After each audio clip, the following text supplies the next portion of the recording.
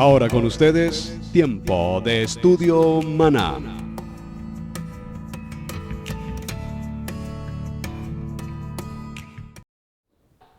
Bien, mis amados hermanos, bienvenidos a este tiempo de estudio bíblico devocional. Aquí estamos saludándoles, su hermano pastor Roberto Alfaro.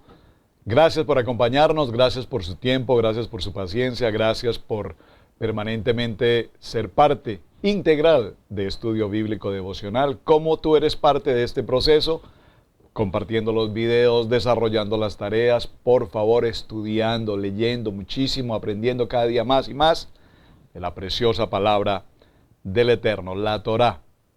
Y lo repito, Torá, Génesis, Éxodo, Levítico, Números y Deuteronomio.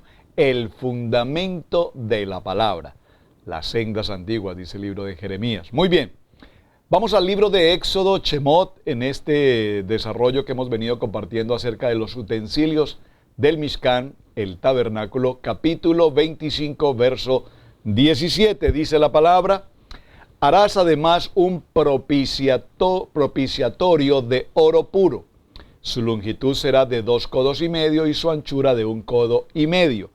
Este propiciatorio, mis amados, es una gran ilustración para lo que entendemos como el trono de la gloria celestial, el trono de Dios.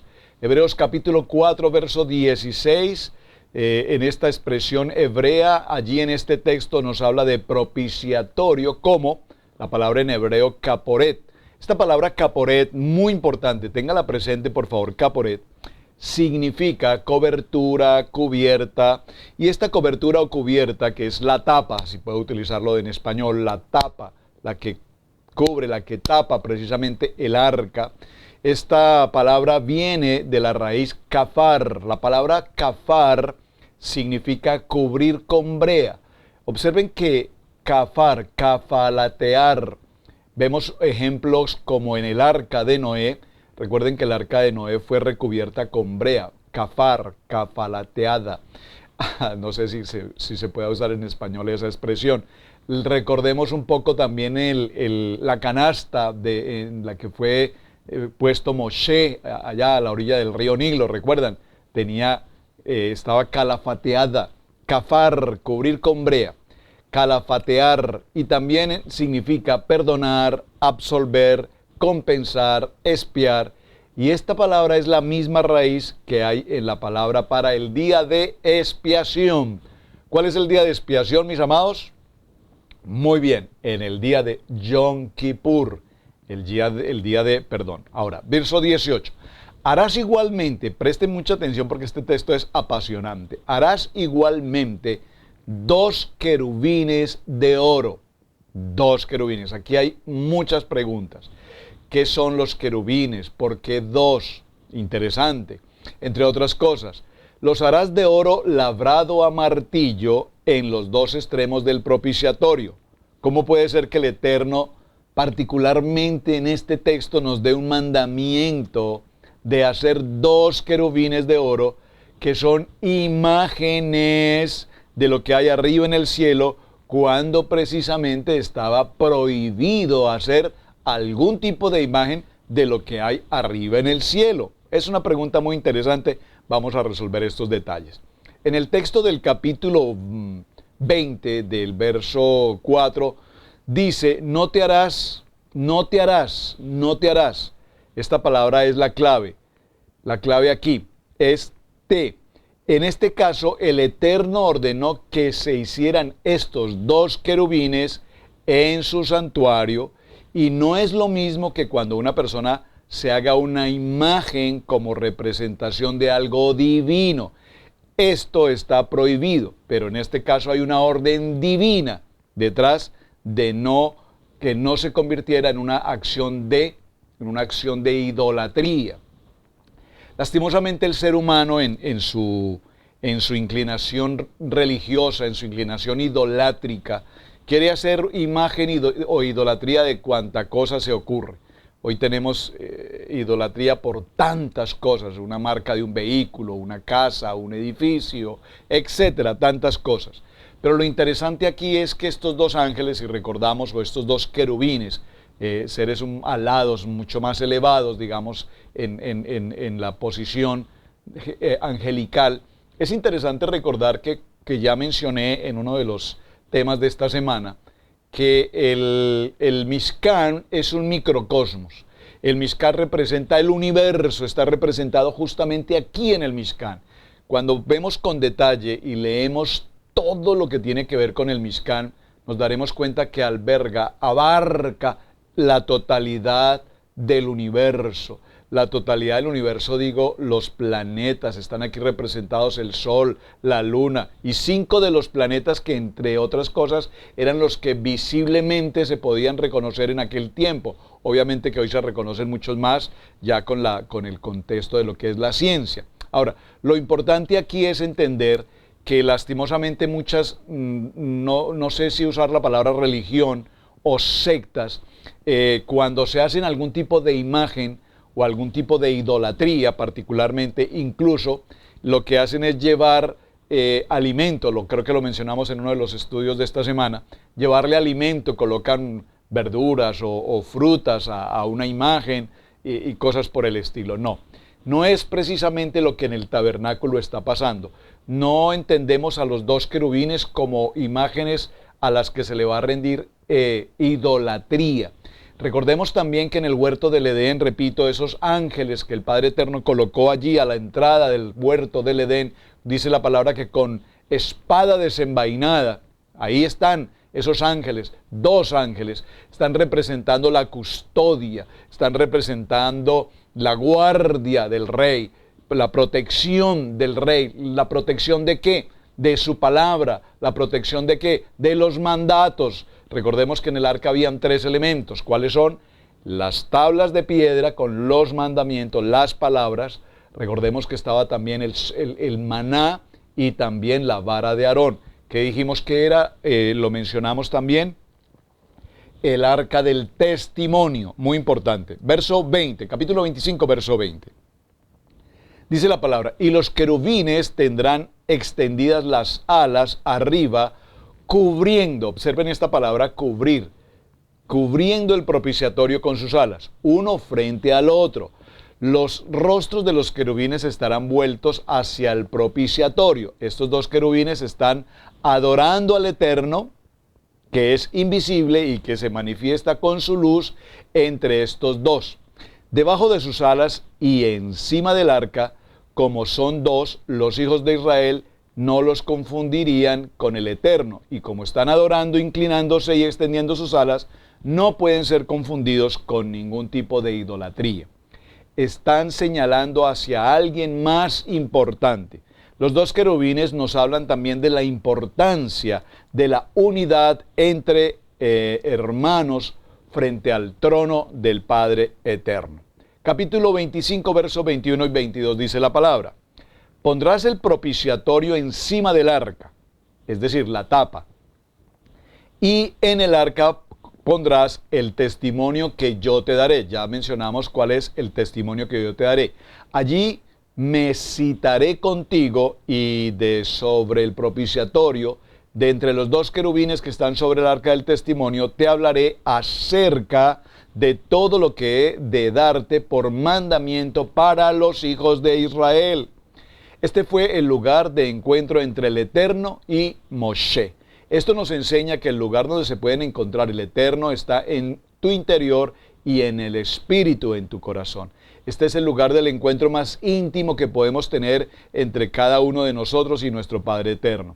Dice la palabra en el libro de Hebreos, en el capítulo 4 y en el verso 16. Por tanto, acerquémonos confiadamente al trono de la gracia para que recibamos ¿qué? Misericordia y hallemos gracia para la ayuda oportuna.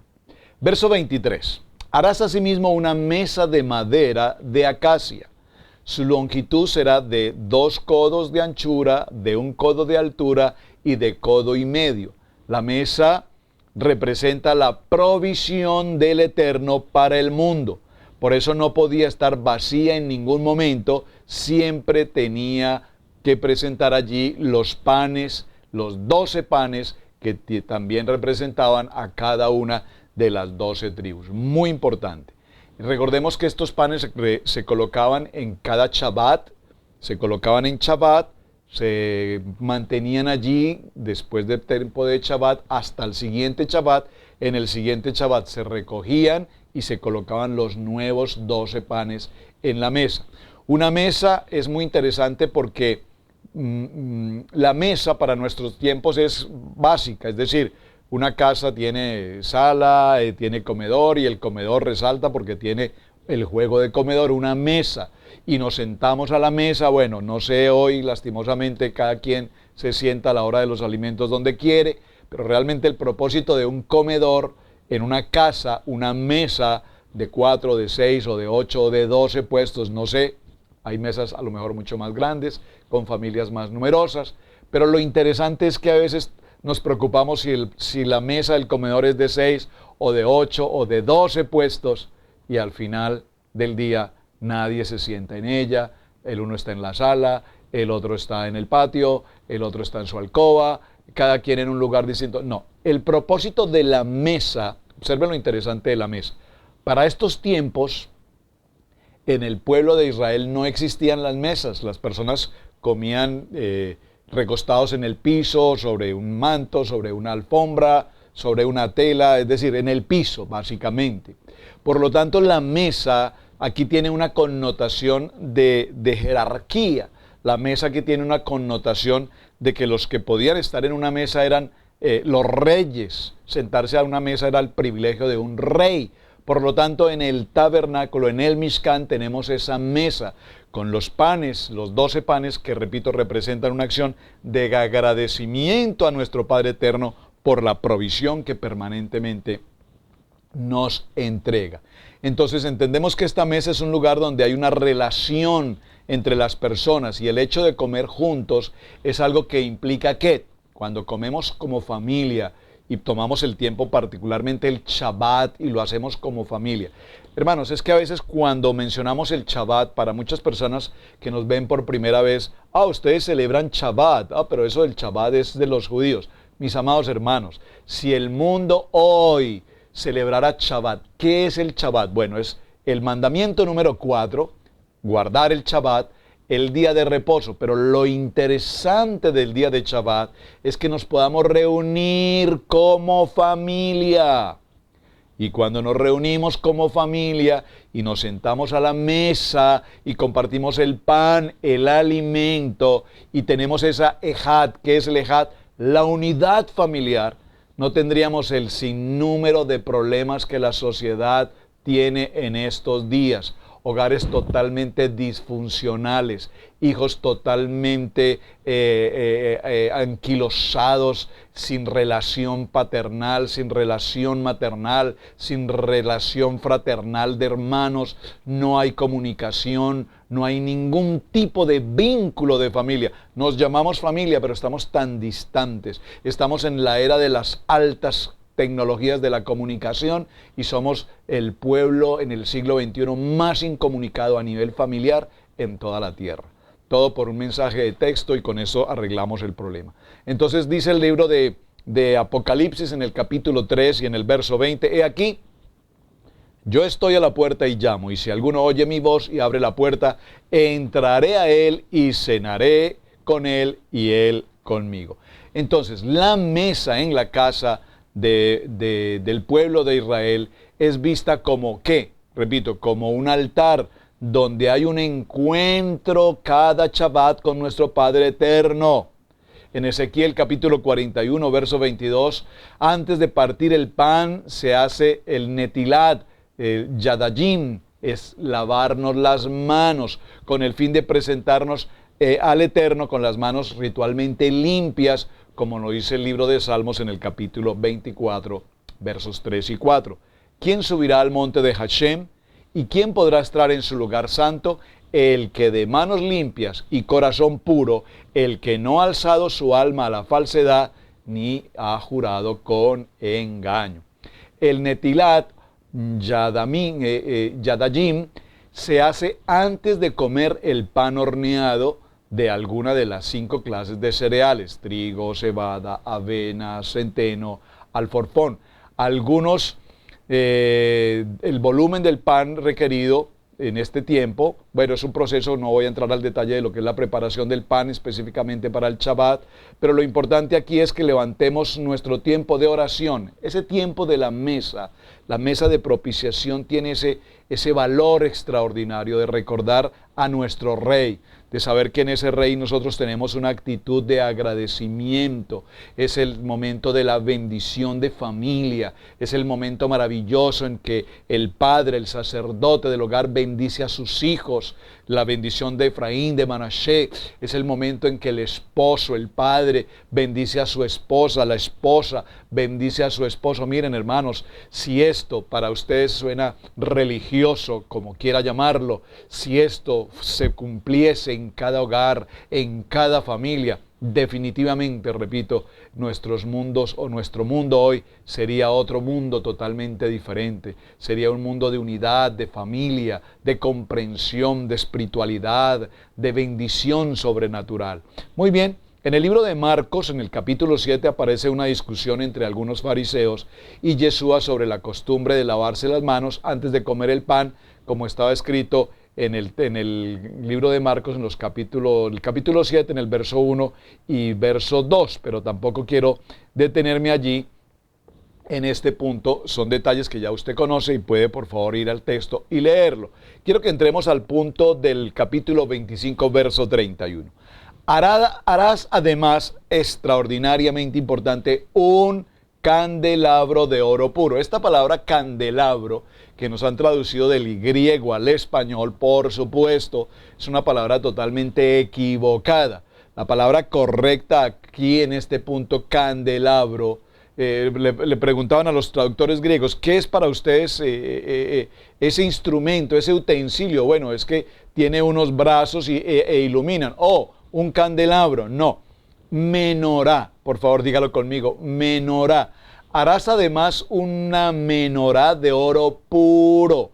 El menorá, su base y su caña han de hacerse labrados a martillo. Sus cáliz, sus botones y sus flores serán hechas de él. El candelabro, en hebreo, la palabra menorá, ¿simboliza qué? Simboliza la Torá y el Espíritu, por favor.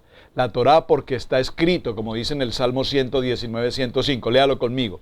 Dice la palabra, lámpara es a mis pies tu palabra y luz para mi camino. Lámpara es a tus pies tu palabra, lámpara es a mis pies tu palabra, lámpara, por favor repítalo una y otra vez, Salmo 119, 105, lámpara es a mis pies, ¿qué? Tu palabra, tu palabra, tu palabra es la luz, yo soy la luz, yo soy la Torá, yo soy la luz, ustedes son hijos de luz, nosotros somos hijos de luz, a donde quiera que tú vayas, seas luz. Muy interesante. Dice entonces, el Espíritu, porque está escrito en el libro de Isaías capítulo 11, verso 2, y reposará sobre el espíritu de Hashem, el espíritu de sabiduría, de inteligencia, el espíritu de consejo, de poder, el espíritu de conocimiento y el temor de Hashem.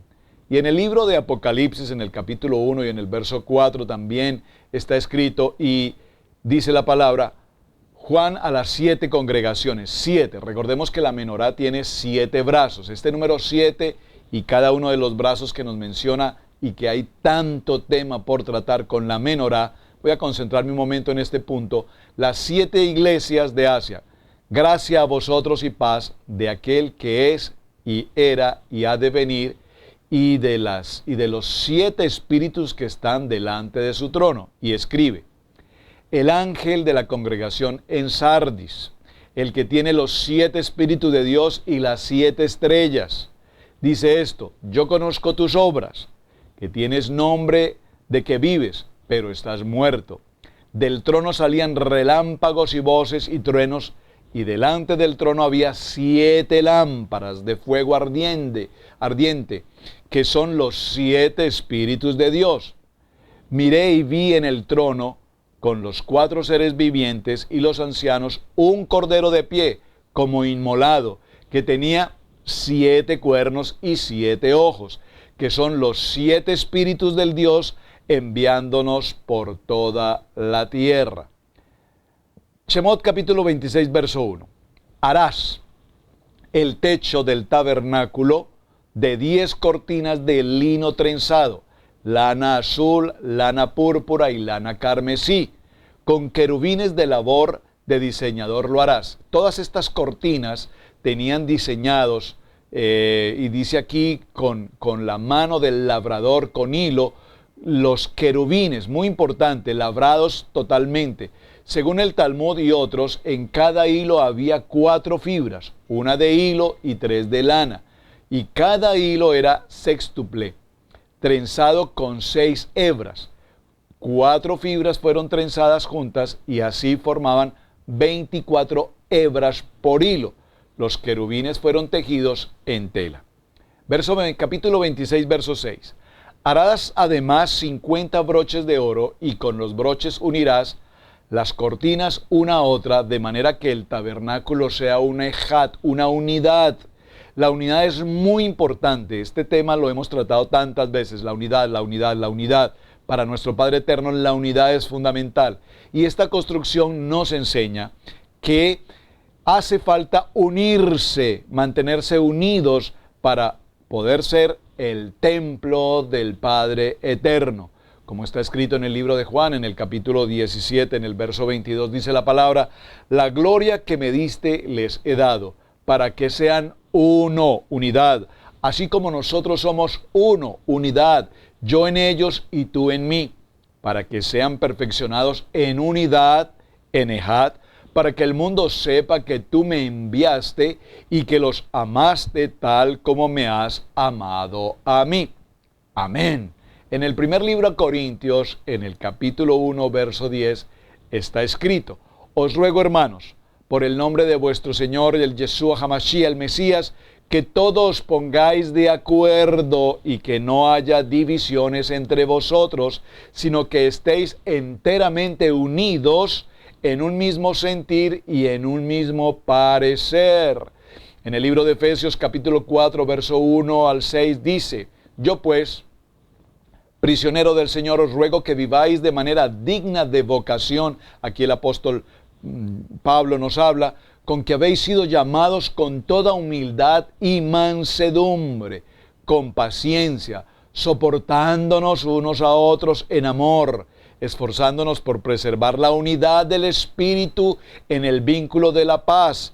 Hay un solo cuerpo y un solo Espíritu, así también vosotros fuisteis llamados de una misma esperanza, de vuestra vocación, un solo Señor, una sola fe, una sola tevila, el bautismo, un solo Dios, Padre de todos, que está sobre todos y por todos y en todos. Amén. Filipenses capítulo 2, verso 1 al 4. Por tanto, si hay algún estímulo en el Mesías, si hay algún consuelo de amor, si hay alguna comunión del Espíritu, si algún efecto y compasión, haced completo mi gozo, siendo del mismo sentir, conservando el mismo amor, unidos en espíritu, dedicados a un mismo propósito. No hagáis por egoísmo o por vanagloria, sino con una actitud humilde. Por favor, repítalo: humilde. Cada uno de vosotros considere al otro como más importante que a sí mismo. Por favor, usted puede subrayar este texto de Filipenses capítulo 2, verso 1 al 4. Por favor, subráyelo. Por favor, subráyelo. Que no haya vanagloria, sino que con una actitud humilde cada uno de vosotros considere al otro como más importante que a sí mismo. No buscando cada uno sus propios intereses, sino más bien los intereses de los demás. Bueno, muy bien. Más textos bastantes para tratar sobre la unidad. Vamos a este punto en el capítulo 26, verso 19. También harás 40 basas de plata debajo de las 20 tablas, 2 basas debajo de cada una para las 2 espigas y 2 basas debajo de otra tabla para sus 2 espigas. Las palabras de Hashem son palabras puras, plata probada en un crisol en la tierra, 7 veces refinada. Y la expiación, dice la palabra, es, como dice el libro de Éxodo capítulo 30, verso 16, Tomarás de los hijos de Israel la plata de la expiación y lo darás para el servicio de la tienda de reunión, para que sean un recordatorio para los hijos de Israel delante de Hashem, como expiación por vuestras vidas.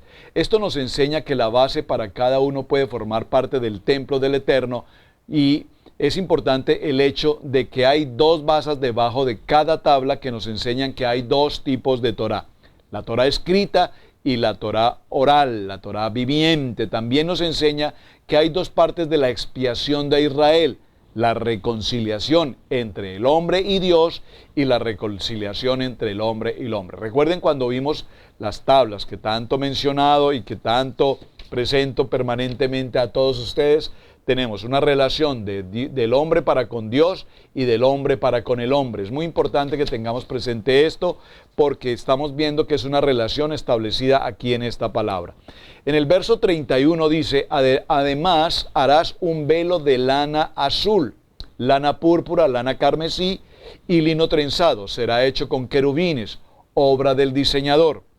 La palabra hebrea traducida como velo es paroyet, que significa partición, separación. Simboliza el cuerpo del Mesías, como está escrito en el libro de Hebreos, capítulo 10, verso 19. Entonces, hermanos, pues, ¿qué tenemos confianza en entrar al lugar santísimo por la sangre de Yeshua?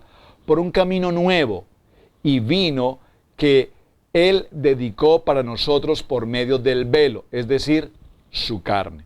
En el verso 33 dice: colgarás del velo debajo de los broches y pondrás allí detrás del velo el arca del testimonio, y el velo os servirá como división entre el lugar santo y el lugar santísimo.